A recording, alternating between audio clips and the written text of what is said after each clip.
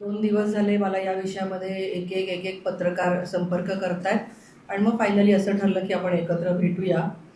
त्या दृष्टीने आज इथे भेटलोय. सर्व पत्रकारांचं मनापासून स्वागत. सायली उर्फ आद्या सुर्वे ही 2 दिवसापूर्वी तिचे पती आतिफ तासे यांच्याबरोबर निघून गेल्याचं वृत्त आपण सगळ्यांनी ऐकलं असेल आणि त्यानंतर तिला सुखरूप पुन्हा घरी आणण्यामध्ये यश आलेलं आहे आणि महाराष्ट्राचे माननीय मुख्यमंत्री देवेंद्रजी फडणवीस यांचं मी मनापासून आभार व्यक्त करते की त्यांनी या विषयामध्ये तातडीने उपाययोजना आणि पोलिसांना सूचना देऊन सायली उर्फ आद्या हिला पुन्हा एकदा तिच्या घरी परत आणण्यासाठी त्यांनी संपूर्ण मदत केलेली आहे. प्रश्न असा उपस्थित होतो की जो आतिफ तासे याच्यावर 28 पेक्षा जास्त गुन्हे दाखल आहेत आणि सुप्रीम कोर्टापर्यंत ज्याला बेल रिजेक्ट झालेला आहे, अशी व्यक्ती ही सगळ्यांना दिसते, परंतु पोलिसांच्या दृष्टिकोनातून ती फरार आहे. ही फरार व्यक्ती सायली उर्फ आद्या हिला घरी येऊन भेटते आणि जो काही परिस्थितीचा गुंता तयार झालेला असेल ह्याच्यातून सायलीला त्याच्यासोबत जाण्यासाठी भाग पडलं जातं आणि NOC जी तिची सासू गुलशन तासे आहे हिला बेल मिळण्यामध्ये माझी कुठलीही हरकत नाही अशा प्रकारचं निवेदन तिच्याकडून लिहून घेतलं जातं. माझा प्रश्न असा आहे की जी वारंवार आतिफ तासे आणि गुलशन तासे यांच्याविषयी तक्रार नोंदवते, जिनी गेल्या 10 वर्षामध्ये त्या घरी जाऊन अतिशय हालअपेष्टा, छळ सहन केलेला आहे, शोषण सहन केलेलं आहे आणि वारंवार त्या वेळेला पोलीस स्टेशनमध्ये तक्रारी दाखल केलेल्या आहेत, अशी व्यक्ती अचानक पोलीस स्टेशनमध्ये येऊन नो ऑब्जेक्शन कसं काय देईल आणि तिचं ते नो ऑब्जेक्शन गृहीत धरलं जावं का, असा माझा प्रश्न आहे. माझा हाही आरोप आहे की ज्या वेळेला तिने घरवापसी केली, काही संघटनांच्या कार्यकर्त्यांच्या मदतीने की जे अत्यंत वेळेवर मदतीला धावून गेले आणि तिला त्या संकटातून सोडवलं आणि तिची घरवापसी झाली, ती ज्या ठिकाणी राहतीये त्या ठिकाणी तिला पोलीस संरक्षण द्या असं सांगूनही पोलिसांनी वेळीत संरक्षण का दिलं नाही. हे जर पोलीस संरक्षण वेळेत दिलं असतं तर तिचे पती तिला जेव्हा घ्यायला आले तेव्हा ते पोलिसांना समजलं असतं. तिच्या संरक्षणाची जबाबदारी हिंदुत्ववादी कार्यकर्त्यांची का पोलिसांची, असा सवाल या ठिकाणी उपस्थित होतो. जर त्यावेळेला त्या ठिकाणी जो आज बंदोबस्त आहे, जो माननीय देवेंद्रजींच्या मुळे मिळाला, तो जर त्याच वेळेला स्थानिक पोलिसांनी तिच्या पत्राला प्रतिसाद देऊन तेव्हाच दिला असता तर तिच्या घरच्यांची त्या ठिकाणी तिला घेऊन जाण्याची हिंमत झाली असती का, हा प्रश्न. मधल्या काळामध्ये अनेक वेळेला तथाकथित त्यांच्या घरातले लोक, गुंड असतील, हे सगळेजण वारंवार त्यांच्या घराभोवती घुंगावत होते. त्यांच्या घरातल्या प्रत्येकाचे फोन नंबर त्यांच्याकडे आहेत. कधी आईला, कधी वडिलांना, कधी मामाला, इतर नातेवाईकांना त्यांनी फोन केलेले आहेत, दबाव टाकण्याचा प्रयत्न केलेला आहे. याला घाबरून नातेवाईकांनी घर बदललेलं आहे. अशा सगळ्या परिस्थितीत एखाद्या अशा पिचलेल्या शोषित मुलीची मानसिक अवस्था काय असू शकते याचा विचार सुद्धा केला जाण्याची आवश्यकता आहे. सायली सुर्वे आज वाचली असली तरी सुद्धा संकट पूर्णपणे टळलेलं नाही. माझी आग्रही मागणी अशी आहे की आज जो सायली सुर्वेनी जो पोलीस स्टेशनमध्ये जाऊन जबाब दिलेला आहे तो ग्राह्य धरण्यात येऊ नये. आज जी NOC तिने दिलेली आहे गुलशन तासे यांच्यासाठी ती ग्राह्य धरण्यात येऊ नये.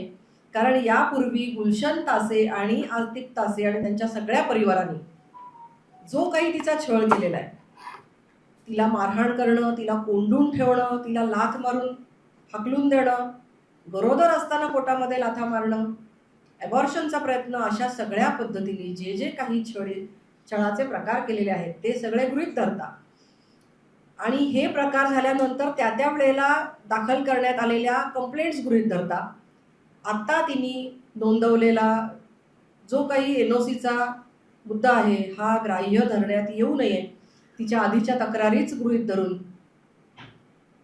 त्यांच्यावर कडक कारवाई केली जावी, आतिफ तासे याला ताबडतोब अटक केली जावी, सायली उर्फ आद्या हिला ताबडतोब घटस्फोट मिळण्यासाठी शासकीय व्यवस्था लवकरात लवकर उभी केली जावी, अशा प्रकारची माझी मागणी आहे. 2 दिवसापूर्वी आणि कालही ज्या ज्या काही घटना घडल्या या संपूर्ण कार्यकाळामध्ये महाराष्ट्राचे मुख्यमंत्री देवेंद्रजी फडणवीस यांनी अतिशय तातडीने सगळी मदत पुरवलेली आहे. परंतु स्थानिक पोलिसांच्या ज्या काही चुका आहेत या मी त्यांच्या कानावर घातलेल्या आहेत आणि याही पुढे पाठपुरावा करून सायलीला ह्याच्यातून सोडवण्यासाठी आणि संपूर्णपणे तिला सुरक्षित वातावरण देण्यासाठी संपूर्ण समाज तिच्या सोबत आहे. तिला घाबरण्याचं काही कारण नाही, एवढं या ठिकाणी आश्वासन देऊ इच्छिते. जी गुलशन तासे व्यक्ती आहे हिच्यावर सुद्धा अनेक गुन्हे दाखल आहेत. तिच्या 4ही सुना हिंदू आहेत. तिची जी आणखीन एक सून आहे निधी तासे म्हणून, तिने सुद्धा गुलशन तासे विरुद्ध तक्रारी दिलेल्या आहेत. ती अनेक वेळेला याविषयी बोलते. आत्ता या सगळ्या कोंडमाराच्या परिस्थितीमध्ये सायलीचं म्हणणं एवढंच होतं की उद्या काहीही होईल, आता जे झालं ते झालं, कुटुंबाला धोका आहे, अशा सगळ्या परिस्थितीत मला या सगळ्या विषयातून बाजूला राहायचं आहे.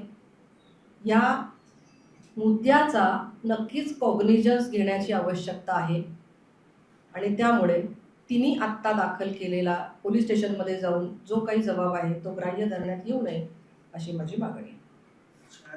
चारी सुना तुम्ही म्हणजे हिंदू आहे, त्यांची काय म्हणजे आधी कुठे तक्रार वगैरे त्यांनी आपण केली आहे का? बाकीच्या सुनांपैकी एक सून तक्रार करताना दिसते, अन्य 2 सुना तक्रार करताना दिसत नाही. आतिफ हा रेकॉर्डवरील गुन्हेगार वाटतोय ताई. तुम्ही 28 गुन्ह्यांची जे नोंद आहे असं म्हणत आहे, पोलिसांनी याचा वेळेत कॉग्निझन्स घेतला नाही का असं वाटतंय का? आणि लव्ह जिहादचा सगळा प्रकार आहे असं वाटतंय का तुम्हाला एकंदरीत या सगळ्याच्यावर? लव्ह जिहादचा नक्कीच हा प्रकार आहे आणि आतिफ तासे हा पोलिसांच्या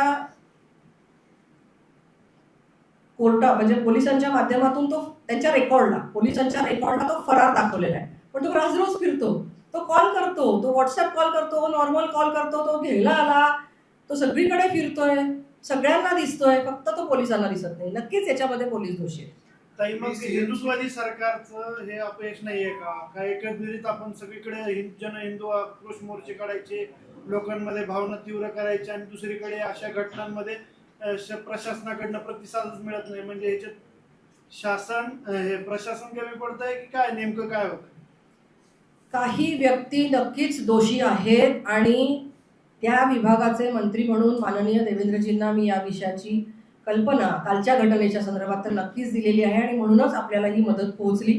प्रत्येक केस माननीय देवेंद्रजींपर्यंत केलेली नसते आणि त्यामुळे याच्यात राजकारण आणण्याची गरज आहे असं मला वाटत नाही.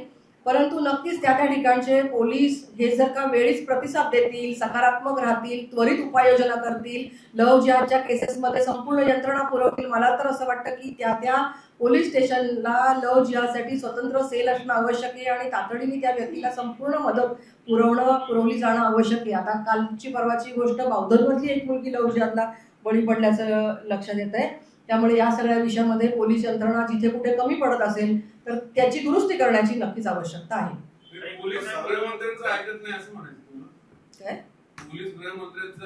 गृहमंत्र्यांचं ऐकावंच लागलं म्हणून तर आपल्याला मिळालं ना मदत.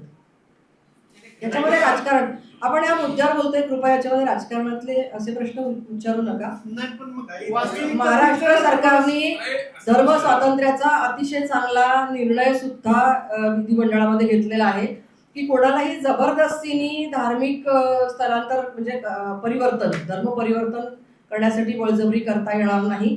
हिला धर्म परिवर्तन करण्यासाठी लग्न झाल्यानंतर जबरदस्ती गेली, हिला नमाज पढण्यासाठी जबरदस्ती केली गेली, हिला रोजा ठेवण्यासाठी सांगितलं गेलं, हिला वेगवेगळ्या प्रकारचे शारीरिक मानसिक त्रास सुद्धा दिले गेले.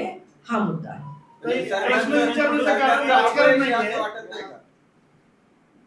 सॉरी, सरकारचं अपयश आहे असं वाटत नाही. तो आसिफ तासे घरी आला होता, तिला घरी घेऊन गेला, या काळात तिने कुठेच त्याला विरोध केला नाही का, की त्यासोबत जायचं नाही म्हणून काही केलं नाही? तिला या सगळ्यातून सुटका हवी. तिच्याशी माझं बोलणं झालंय सविस्तर, या घटनेनंतरही बोलणं झालंय, मी तिच्या कायम संपर्कामध्ये आहे. ती असं म्हणाली की ताई मला याच्यातून सुटका हवी आहे, जे झालं ते झालं, माझ्या कुटुंबाला याच्यापुढे कुठल्याही प्रकारचा त्रास मला नकोय आणि म्हणून याच्यातून सुटका करून घेण्यासाठी मला हे पाऊल उचलावं लागलं. हा जो काही एक मानसिक दडपणाचा प्रकार आहे तो त्या मुलीवर किती असू शकतो की जिला 4 लहान मुलं आहेत. सगळ्यात मोठं मूल जे आहे ते 6-7 वर्षाचं आहे आणि सगळ्यात त्याच्यापेक्षा बारीकशी बाकीची मुलं आहेत. या 4 मुलांचा सांभाळ करायचा आहे, त्यांच्या जीवाला काही धोका होऊ शकतो का? आई वडिलांना किंवा इतर नातेवाईकांचे जे त्यांना फोन नंबर आणि पत्ते मिळाले त्यांना काही धोका होऊ शकतो का?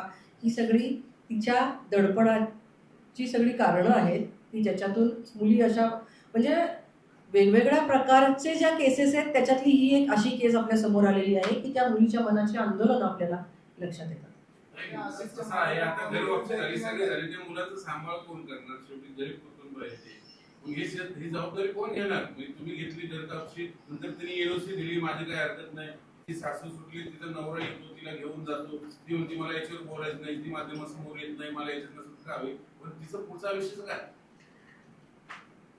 माध्यमांसमोर हा सगळा विषय ऑलरेडी झालेला आहे. माध्यमांसमोर नव्याने विषय येऊन तिने काही सांगण्यासारखं आहे असं मला वाटत नाही. ती एक आई आहे, तिला 4 मुलांचा सांभाळ करायचा आहे, ती अतिशय उच्च शिक्षित अशी युवती आहे. ती स्वतः नोकरी करून मुलांचा सांभाळ करू इच्छिते. एक सर्वसामान्यांचं साधं सज्जन व्यक्ती जशा आयुष्य त्यांचं व्यतीत करतात तशा प्रकारचं आयुष्य ती जगू इच्छिते. तिला या सगळ्यातून सुटका हवी आहे. या दृष्टिकोनातून मला असं वाटतं की सगळा हिंदू समाजाने तिच्याकडे या दृष्टिकोनातून पाहिलं पाहिजे आणि मदतीचे अनेक हात उभे होत आहेत. तिला नोकरीही लागेल, ती चांगलं आयुष्यही जगेल. प्रश्न हा आहे की ती जेव्हा योग्य वेळेला प्रशासनाकडे धावून गेली तेव्हा प्रशासनाने तिला, पोलीस प्रशासनाने तिला जर मदत केली असती तर ही वेळ आली नसती. त्यामुळे माझं पोलिसांना सुद्धा हे आवाहन आहे की ज्या ज्या वेळेला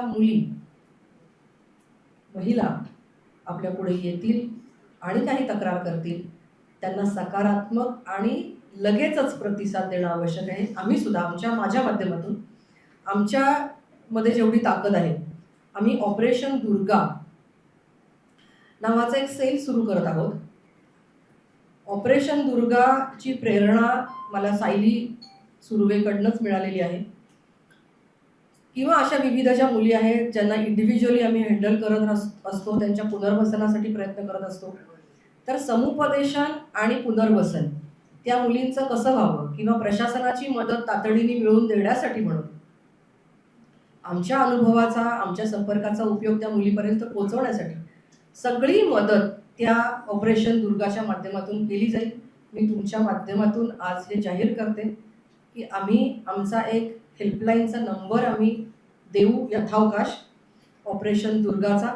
आणि ज्या ज्या मुली महाराष्ट्रातल्या अशा असतील की ज्या मुलींना अशा प्रकारच्या मदतीची आवश्यकता आहे अशा सर्व मुलींनी या नंबरवर संपर्क केला असता त्यांना ही संपूर्ण मदत मिळेल. मग त्यांना पोलीस स्टेशनशी संपर्क करायचा असेल, त्यांना माननीय मुख्यमंत्र्यांशी संपर्क करायचा असेल, त्यांना त्यांच्या घरातल्यांना समुपदेशन करण्याची आवश्यकता वाटत असेल, त्यांच्या नोकरीचा रोजीरोटीचा प्रश्न असेल, त्यांच्या कुटुंबाच्या सेफ्टीचा प्रश्न असेल, त्यांच्या मुलाबाळांचा विषय असेल, आत्तासुद्धा या सायलीच्या मुलांच्या ॲडमिशनचा विषय होता.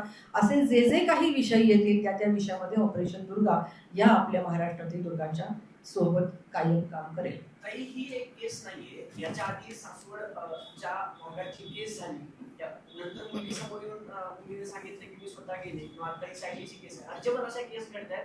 तुम्ही सत्ताधारी पक्षाच्या खासदार आहात, राज्यात केंद्रात सरकार आहे, कायदा कुठेतरी बळकट करणं गरजेचं आहे का? कारण हे एका पत्रकार परिषदेनं किंवा तुम्ही पत्रकार परिषद घेतली, मिलिंद एकबोटेने घेतली म्हणून थांबणारा नाहीये. कायदा बळकट व्हावा आणि त्यासाठी तुम्ही स्वतः काही प्रयत्न करणार आहात. कायदा आणि समाजात जनजागृती या दोन्ही गोष्टी सायमल्टेनियसली हातात हात घालून येतात असं मला वाटतं. आणि म्हणूनच कुटुंब प्रबोधन असेल, महिलांचं युवतींचं समुपदेशन असेल, कॉलेज गोईंग गर्ल्ससाठीचं जे काही काउन्सिलिंग असेल, या सगळ्या पातळ्यांवर सुद्धा आपण काम करतोय. कायदा अतिशय चांगला आहे.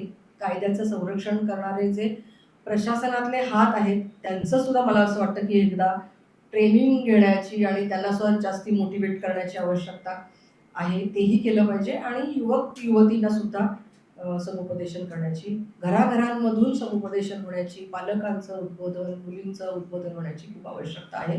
मुली बऱ्याच वेळेला भुलतात आणि नंतर त्यांना समजतं की याचा धर्म हा नाही आहे, तो धर्म आहे, किंवा आधी त्यांनी धर्मही जरी जाहीर केलेला असला तरी सुरुवातीची त्याची वर्तणूक वेगळी असते आणि नंतर तो स्वतःचे रंग दाखवायला लागतो. या सगळ्या गोष्टी मुलींना अवेअर करण्याची आवश्यकता आहे असं मला वाटतं. ताई, आता तुमचं हे दुर्गा फाउंडेशन जे काही सुरू करतंय, जे अशा पीडित मुलींनाच फक्त मदत करणार की ज्या कुटुंबाचं बरं चाललंय म्हणजे आंतरधर्मीय, तर त्यांनाही शोधून इकडे करणार? कुंडेंना बऱ्याच वेळ काही चेष्टा करण्याची संधी मिळाली नव्हती. ताई, तुम्ही म्हणले की लव्ह जिहाद संदर्भात स्वतंत्र सेफ पोलीस स्टेशनला असलं पाहिजे, याबाबत तुम्ही पाठपुरावा करणार आहे का? आणि गृहमंत्र्यांना त्याबाबत काही नियोजन आहे? मी त्यांची वेळ मागितलेली आहे. मी नक्कीच त्यांना हे सांगेन की प्रत्येक पोलीस स्टेशनला या संदर्भामध्ये एक स्वतंत्र सेल असण्याची आवश्यकता आहे. जसं भरोसा सेल हा त्यांनी ज्येष्ठांसाठी किंवा लहान मुलांसाठी तयार केलेला आहे, तसा एखादा मुलींसाठी भरोसा सेल सारखीच एक त्या ठिकाणी यंत्रणा असली पाहिजे असं मी त्यांना सुचवणार आहे.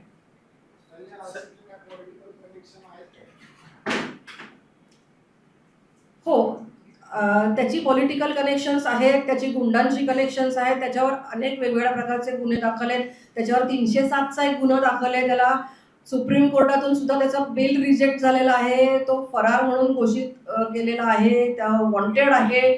तो दिसतोय सगळ्यांना. तो कुख्यात गुंड आहे. तडीपारची कारवाई किती वेळ केली? कारवाई पोलिसांनी किती वेळ केली? ऑन पेपर केलेली आहे माझ्या माहितीप्रमाणे. ते पुराव्याच्या आधारे आत्ता सांगू अभावी आत्ता सांगू शकतो.